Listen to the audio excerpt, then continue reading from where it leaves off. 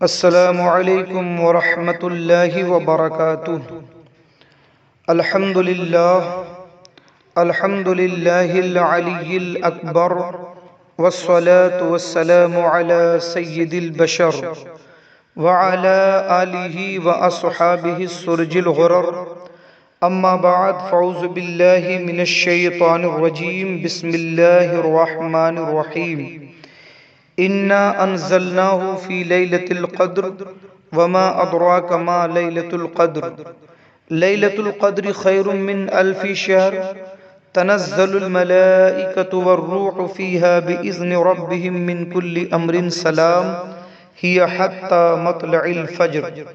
صدق اللہ مولانا العظیم وصدق رسوله النبی الامین المعین الکریم،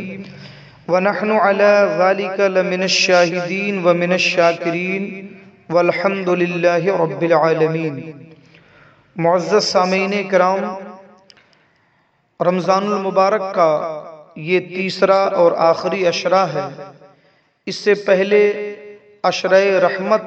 جو پہلا عشرہ تھا وہ گزر چکا، عشرہ مغفرت بھی گزر چکا جو دوسرا عشرہ تھا، اور یہ تیسرا عشرہ ہے جسے جہنم سے آزادی کا عشرہ کہا جاتا ہے۔ یہ عشرہ بھی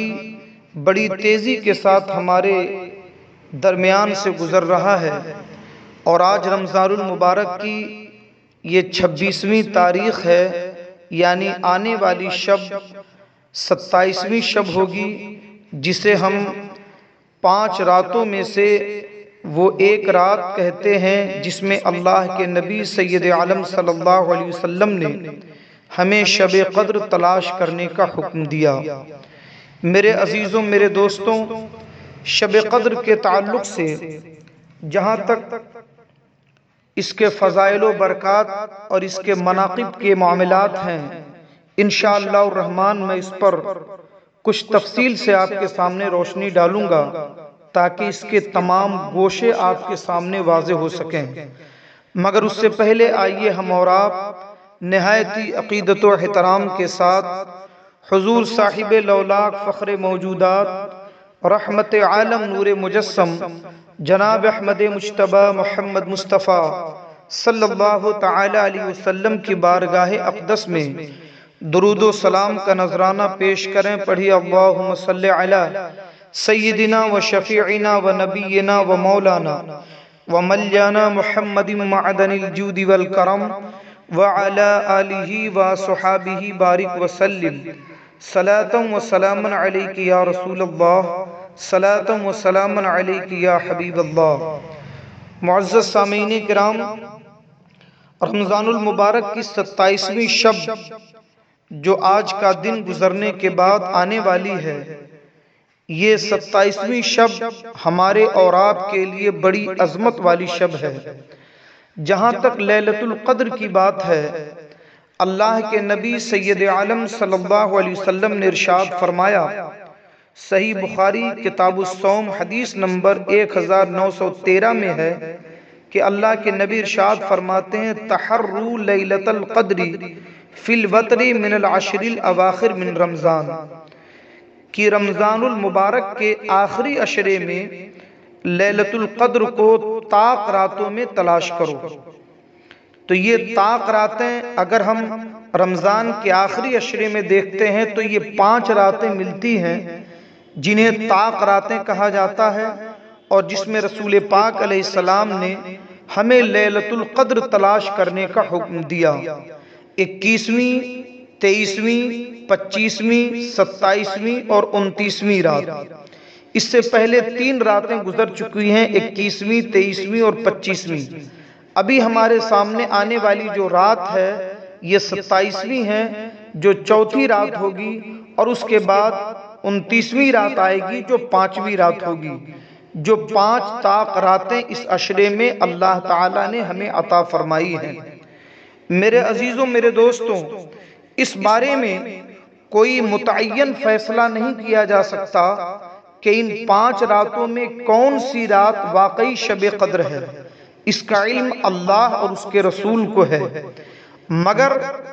صحابہ کرام رضوان اللہ تعالی علیہم اجمعین اور علماء کرام کی ایک بڑی تعداد، بلکہ یوں کہہ لیں کہ جمہور علماء اور جمہور فقہا محدثین اور مفسرین کی یہ رائے ہے کہ رمضان المبارک کی 27ویں رات ہی شب قدر والی رات ہے۔ اس بارے میں پورے اعتماد کے ساتھ، پورے یقین کے ساتھ تو متعین نہیں کیا جا سکتا، اس لیے کہ پوری تعین کے ساتھ رسول پاک علیہ السلام نے امت کو اس بارے میں کوئی خبر نہیں دی، بلکہ ہمیں بخاری شریف کے اندر صحیح بخاری میں حدیث نمبر 1919 میں یہ صراحت ملتی ہے کہ ایک مرتبہ اللہ کے نبی سید عالم صلی اللہ علیہ وسلم تشریف لائے تاکہ امت کو یہ بتا دیں کہ شب قدر والی رات کون سی رات ہے۔ جب میرے آقا علیہ السلام مسجد نبوی شریف کی طرف آ رہے تھے تو آپ نے دیکھا کہ دو شخص آپس میں لڑ رہے ہیں، دو شخص جھگڑ رہے ہیں۔ اللہ کے نبی صلی اللہ علیہ وسلم نے فرمایا کہ میں تو اس لیے آیا تھا تاکہ تم لوگوں کو شب قدر کے تعلق سے متعین کر کے بتا دوں کہ شب قدر کون سی رات کو ہے، مگر تم لوگوں کو جھگڑتے ہوئے دیکھ کر اب میں اس معاملے کو موقوف کرتا ہوں۔ اللہ کے نبی سید عالم صلی اللہ علیہ وسلم نے پھر اس کے بعد متعین کر کے نہیں بتایا، مگر اتنا یہ ارشاد فرمایا کہ رمضان المبارک کے آخری عشرے کی طاق راتوں میں اسے تلاش کرو، جیسا کہ بخاری شریف کی حدیث نمبر 1913 کے حوالے سے میں نے آپ کے سامنے بیان کیا۔ میرے عزیزوں، ترجمان القرآن اور سید المفسرین حضرت سیدنا عبداللہ ابن عباس رضی اللہ تعالی عنہ اور حضرت سیدنا ابو ہریرہ رضی اللہ تعالی عنہ اور حضرت ابو سعید خدری رضی اللہ تعالی عنہ، اس طریقے سے بہت سارے صحابہ رضوان اللہ تعالی علیہم اجمعین اسی طرف گئے ہیں کہ 27 رمضان المبارک ہی شب قدر والی رات ہے، مگر اس کے باوجود پورے یقین کے ساتھ اسے متعین نہیں کیا جا سکتا۔ میرے عزیزوں، یہ اتنی قدر والی رات ہے کہ اللہ تبارک و تعالی نے اس کا نام ہی لیلۃ القدر رکھا ہے۔ اسے ہم شب قدر کیوں کہتے ہیں، اس کی 3 وجہ مفسرین نے اور علماء کرام نے بیان فرمائی ہے۔ پہلی وجہ تو یہ ہے کہ قدر کے معنی ہوتے ہیں عظمت، بزرگی والی رات، تو شب قدر چونکہ اسی رات کو اللہ تعالیٰ نے لوح محفوظ سے آسمان دنیا پر قرآن کو نازل فرمایا، اس لیے اللہ تبارک و تعالیٰ نے اس کا نام لیلۃ القدر رکھا۔ یہ شب قدر یعنی وہ عظمت والی رات ہے جس میں اللہ تعالیٰ نے قرآن مقدس کا نزول فرمایا۔ دوسری وجہ یہ ہے کہ فرشتوں کو اسی رات میں جو پورے سال کا فیصلہ ہوتا ہے کہ اس پورے سال میں تقدیر الہی کے مطابق کیا کیا ہوگا، تو یہ سارے فیصلے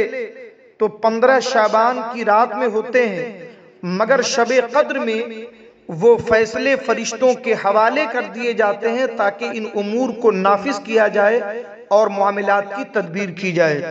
اس لیے چونکہ اس کا تعلق بندوں کی تقدیر سے ہے، اس لیے اسے شب قدر کہتے ہیں، اسے لیلۃ القدر کہتے ہیں۔ اور تیسری وجہ یہ بھی ہے کہ اس رات میں اللہ تبارک و تعالی حضرت جبریل امین کو بھیجتا ہے اور وہ اتنی کثرت کے ساتھ فرشتوں کو لے کے اترتے ہیں کہ یہ زمین فرشتوں کے وجود سے تنگ پڑ جاتی ہے، اتنی تعداد میں فرشتوں کو لے کے آتے ہیں۔ اور قدر کے ایک معنی تنگ کے بھی ہیں، اس لیے اس کو شب قدر کہتے ہیں کہ اس رات میں فرشتوں کا نزول اتنی کثرت سے ہوتا ہے کہ یہ زمین اپنی وسعت کے باوجود تنگ پڑ جاتی ہے۔ میرے عزیزوں، میرے دوستوں، اگر ہم اس شب کی، اس رات کے فضائل پر غور کریں تو قرآن مقدس کی مکمل ایک سورہ اللہ تعالیٰ نے اس کی فضیلت پر نازل فرمائی۔ آپ اس سورت کا ترجمہ سماعت کر لیں تو آپ کو اس رات کی عظمت کا احساس ہوگا۔ اس رات کی عظمت کو خود اللہ رب العزت نے بیان فرمایا ہے۔ اللہ کے نبی ارشاد فرماتے ہیں، اللہ تبارک و تعالی نے یہ جو شب قدر ہمیں عطا فرمائی ہے اور اس تعلق سے سورہ قدر نازل فرمائی، تو سورہ قدر کے نزول کے بارے میں علماء نے دو اقوال لکھے ہیں کہ یہ سورہ قدر کیوں نازل ہوئی، اس کا شان نزول کیا ہے۔ اس سلسلے میں دو روایتیں ہمیں ملتی ہیں۔ ایک روایت جس کو ابن ابی حاتم نے مجاہد سے مرسلن روایت کیا ہے، اس میں یہ ہے کہ اللہ کے نبی سید عالم صلی اللہ تعالی علیہ وسلم نے بنو اسرائیل کے ایک ایسے مجاہد اسلام کا ذکر فرمایا کہ وہ مجاہد 1000 مہینوں تک وہ اللہ تبارک و تعالی کے راستے میں اعلاء کلمہ حق کے لیے جہاد کرتے رہے، اور انہوں نے 1000 مہینوں تک اس طرح جہاد کیا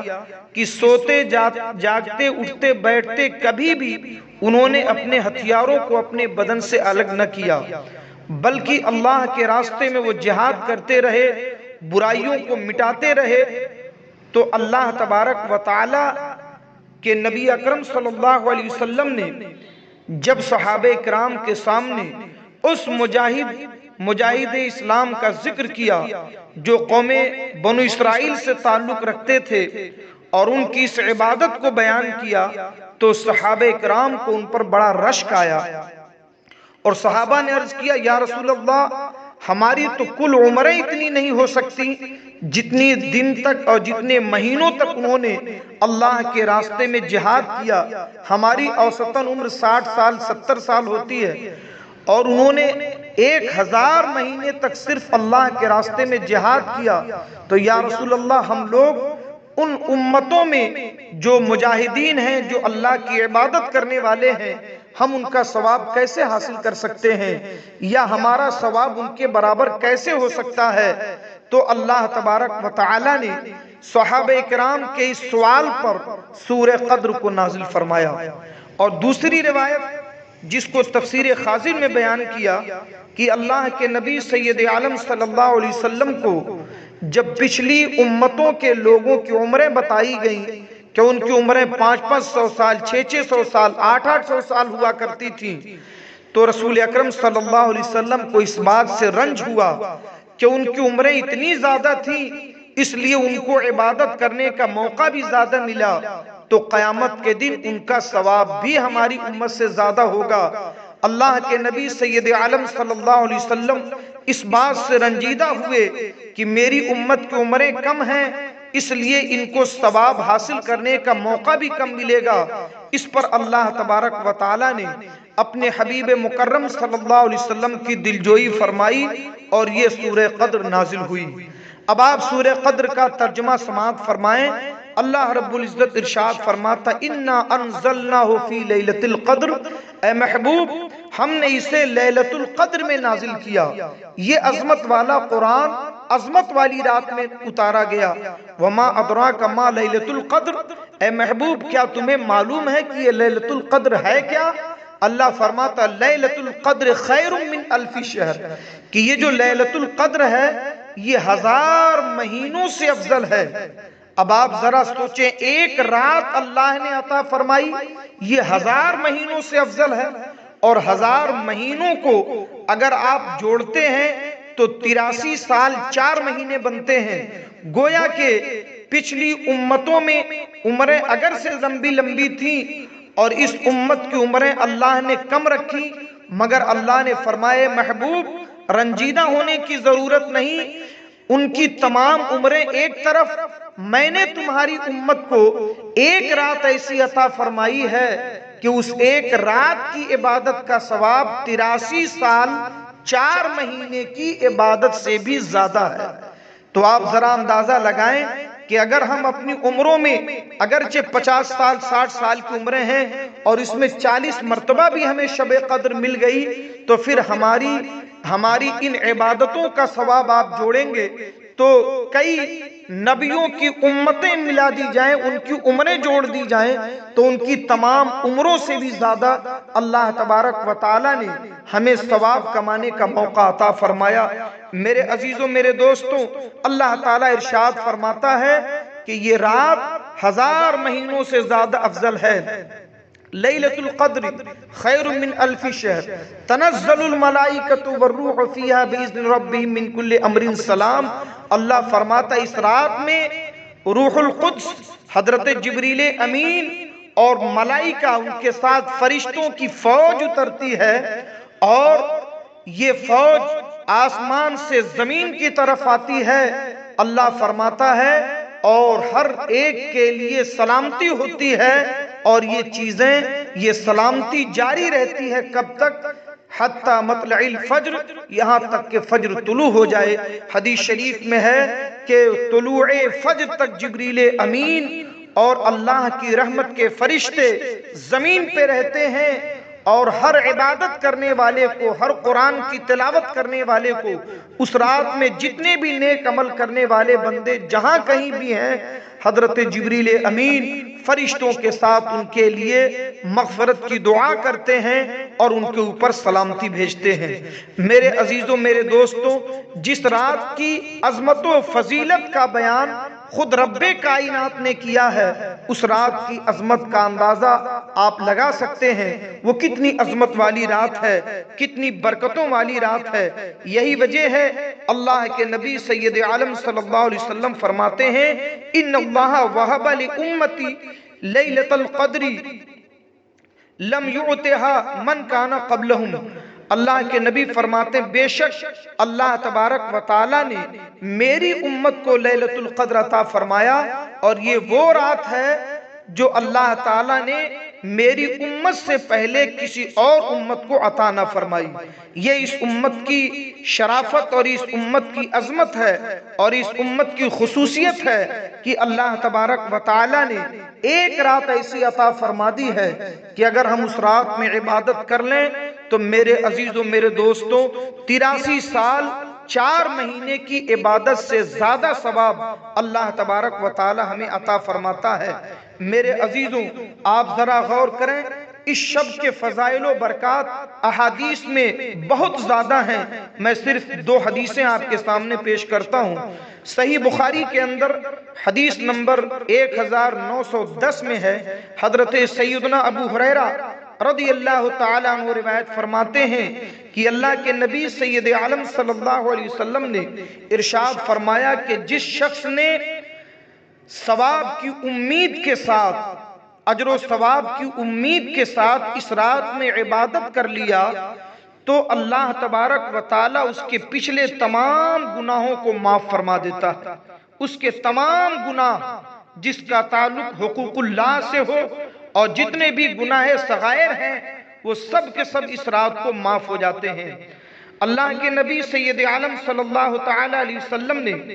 ایک دوسری حدیث میں بیان فرمایا، یہ حدیث سنن ابن ماجہ میں حضرت انس ابن مالک رضی اللہ تعالیٰ عنہ سے مروی ہے۔ حضرت سیدنا انس ابن مالک فرماتے ہیں کہ نبی اکرم صلی اللہ علیہ وسلم نے ایک مرتبہ ہم سے ارشاد فرمایا کہ اے لوگوں، تم پر ایک ایسا مہینہ آنے والا ہے جس میں اللہ تبارک و تعالیٰ نے ایک ایسی رات رکھی ہے جو رات 1000 مہینوں سے زیادہ افضل ہے، یعنی اس ایک رات کی عبادت 1000 مہینوں کی عبادت سے زیادہ بہتر ہے۔ اللہ کے رسول نے فرمایا کہ جو اس رات کی بھلائی سے محروم ہو گیا وہ شخص حقیقت میں محروم ہو گیا، اور وہی شخص اس رات کی بھلائی سے محروم رہ سکتا ہے جو حقیقت میں اللہ کی بارگاہ میں محروم ہے۔ میرے عزیزوں، میرے دوستوں، آپ ذرا غور کریں، ان دونوں حدیثوں میں اس بات کی صراحت ہے کہ یہ رات کتنی عظمت والی ہے، مگر اس میں یہ بات بھی خاص طور پہ قابل توجہ ہے کہ اللہ تعالیٰ کی بارگاہ میں جو اجر و ثواب کی امید کے ساتھ یہ رات گزارے اور عبادت کرے، یہ ثواب اس کے لیے ہے۔ جو لوگ دکھاوا کریں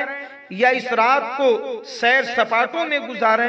یا صرف اسے رت جگہ بنا کر کے گزاریں، ایسے لوگ اگرچہ یہ سمجھتے ہوں کہ اچھے اچھے کپڑے پہن کر وہ سڑکوں پہ نکلیں اور ادھر ادھر گھومتے رہیں اور رات بھر جاگنے کے بعد یہ سمجھیں کہ ہم نے اس رات کے اجر و ثواب کو پا لیا، تو یہ ان کی بہت بڑی نادانی ہے۔ بلکہ اس رات کی عظمت کو وہ پائے گا اور اس کی برکتیں اسے نصیب ہوں گی جس نے اللہ کے لیے خلوص کے ساتھ اس رات میں عبادت کیا۔ اللہ تبارک و تعالی ایسے شخص کو اپنے فضل و کرم سے اور اپنی رحمتوں سے مالا مال فرماتا ہے اور اس کے لیے بے پناہ اجر و ثواب عطا فرماتا ہے۔ میرے عزیزوں، میرے دوستوں،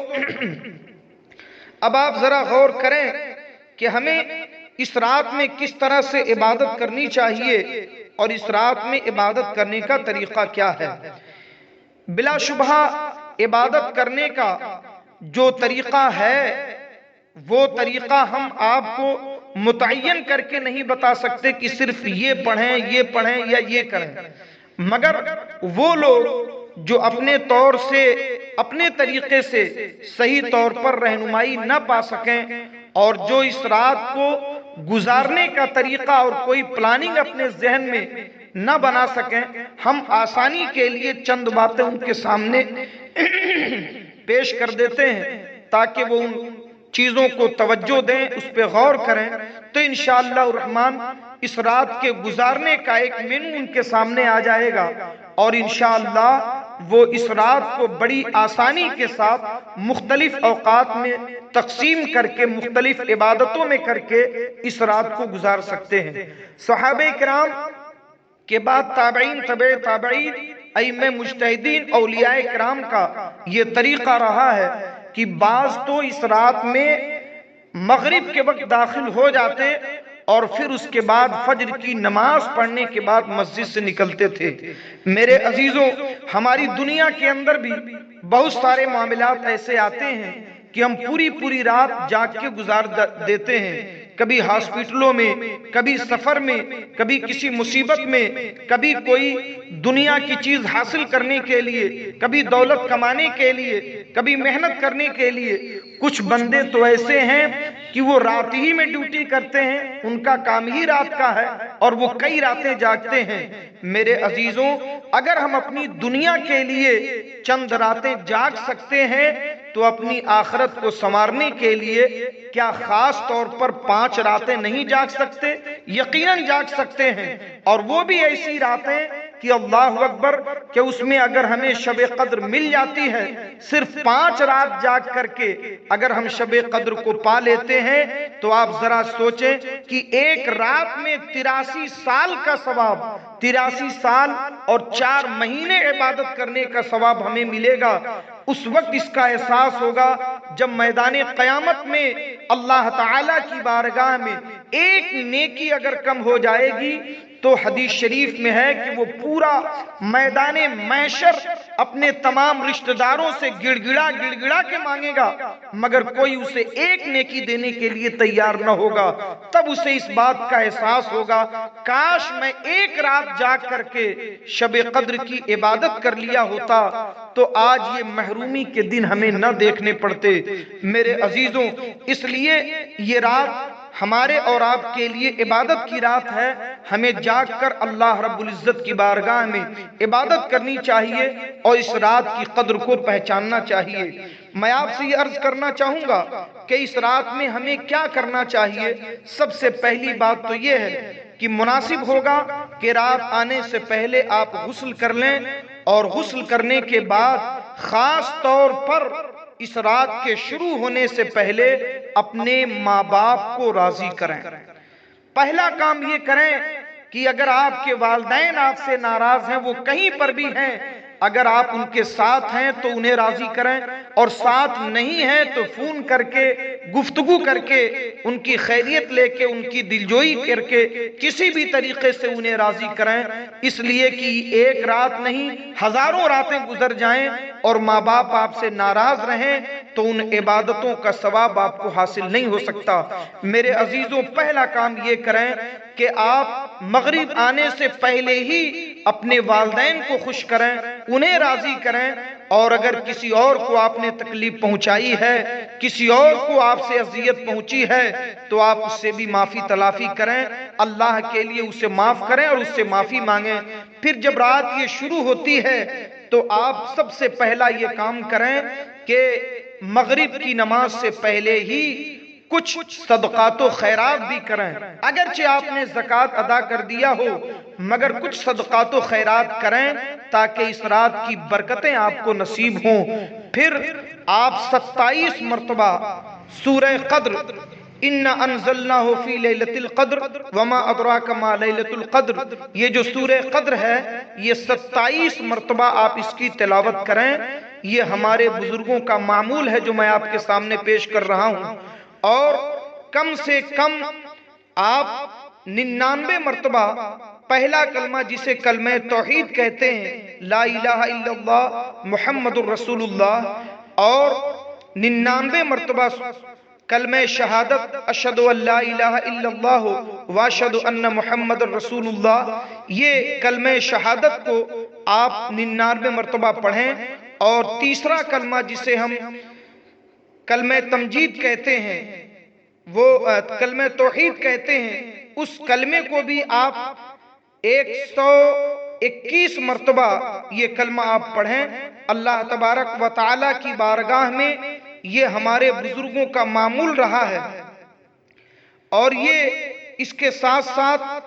درود پاک جو بھی آپ کو یاد ہو، جو درود شریف آپ آسانی سے پڑھ لیتے ہوں، اسے 313 مرتبہ پڑھیں۔ اور دعا میں جو بھی دعا آپ کرنا چاہیں کریں، بہت ساری دعائیں قرآن مقدس کی اور احادیث نبویہ میں وارد ہیں، مگر حضرت عائشہ صدیقہ رضی اللہ تعالی عنہ کی ایک خاص دعا کیا فرماتی ہیں کہ میں نے رسول پاک علیہ السلام سے خود پوچھا، یا رسول اللہ اگر مجھے شب قدر مل جائے تو میں کون سی دعا پڑھوں؟ تو رسول پاک علیہ السلام نے فرمایا، اللہم انک عفو تحب العفو فاعف عنی، یہ دعا تم کثرت کے ساتھ شب قدر میں پڑھا کرو۔ ہمارے کچھ احباب ہیں جو یہ سمجھتے ہیں کہ اس رات کو ہم زیادہ سے زیادہ نفل پڑھیں۔ میرے بھائی بہت بہتر ہے، نفل کا ثواب بھی اللہ تعالی رمضان میں فرض کے برابر عطا فرماتا ہے، مگر نفل نمازیں وہ لوگ پڑھیں جس کے ذمے میں فرض نمازیں باقی نہ ہوں۔ اگر آپ کے اوپر فرض نمازیں قضا ہیں،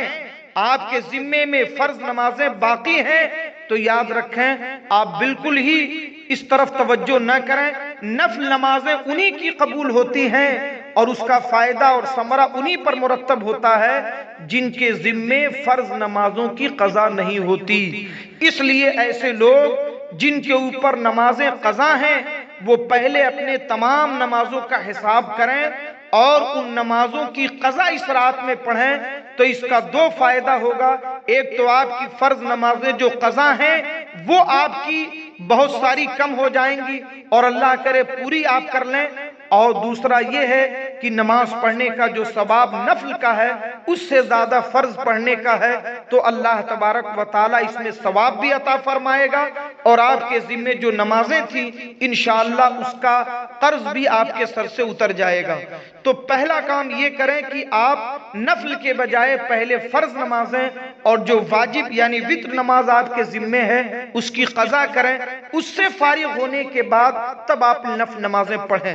اور اس کے علاوہ کثرت کے ساتھ قرآن مقدس کی تلاوت کریں، خاص طور پر سورہ بقرہ شریف اور سورہ کہف اور سورہ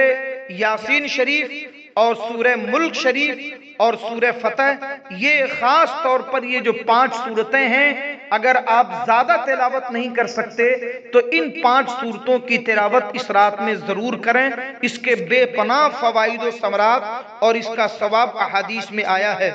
میرے عزیزوں، میرے دوستوں، میں نے یہ چند باتیں ذکر کی ہیں، کوشش کریں کہ آپ پوری رات اللہ کی عبادت میں لگے رہیں اور فجر پڑھنے کے بعد پھر سوئیں۔ اگر آپ سے ایسا نہ ہو سکے، آپ بیمار ہیں، آپ تکلیف میں ہیں، کمزور ہیں، یا کسی اور وجہ سے اگر پوری رات آپ نہیں جاگ سکتے تو کم سے کم اتنا کریں کہ عشاء کی نماز آپ مسجد میں اگر جماعت سے پڑھ سکتے ہو تو مسجد میں، یا گھر پہ جماعت سے پڑھ سکتے ہو تو گھر پہ آپ عشاء کی نماز جماعت سے پڑھیں اور فجر کی نماز جماعت سے پڑھیں۔ اس بیچ میں جتنی بھی عبادت آپ سے ممکن ہو عبادت کریں، اور کوشش کریں کہ آپ تہجد کے وقت اٹھ کر کے تہجد کی نماز پڑھ لیں۔ تو رسول پاک علیہ السلام کے فرمان کے مطابق جس نے عشاء کی نماز جماعت سے پڑھی اور پھر اس امید پر سو گیا اور فجر میں اٹھا اور فجر کی نماز بھی جماعت سے پڑھی، اللہ تعالیٰ پوری رات اسے عبادت کرنے کا ثواب عطا فرماتا ہے۔ میرے عزیزوں، میرے دوستوں، یہ میں نے چند باتیں شب قدر کے فضائل و مناقب کے تعلق سے اور اعمال صالحہ کے تعلق سے میں نے عرض کی ہیں، اللہ تبارک و تعالی میری ان باتوں پر سب سے پہلے مجھے عمل کی توفیق عطا فرمائے اور آپ سب کو بھی عمل کی توفیق عطا فرمائے۔ پھر آپ رو کر گڑ گڑا کر، خاص طور پر تہجد پڑھنے کے بعد اور سحری کے وقت آپ ساری امت مسلمہ کے لیے گڑ گڑا کے دعا کریں، اللہ تبارک و تعالی اس بلا سے ہمیں نجات عطا فرما، اس پریشانی سے ہمیں نجات عطا فرما، اس تکلیف سے ہمیں نجات عطا فرما، اور سارے عالم اسلام کو اپنی بارگاہ سے ثواب کا حصہ عطا فرما، اور اس رات کی برکتوں سے ہم سب کو مالا مال فرما۔ میرے عزیزوں، میرے دوستوں، میرے بیان میں جو غلطیاں ہوں اللہ تعالیٰ اسے معاف فرمائے۔ استغفر اللہ ربی من کل ذنب واتوب الیہ۔ السلام علیکم ورحمۃ اللہ وبرکاتہ۔ محمد اختر رضا خان مصباحی، مجددی، خادم التدریس والافتاء،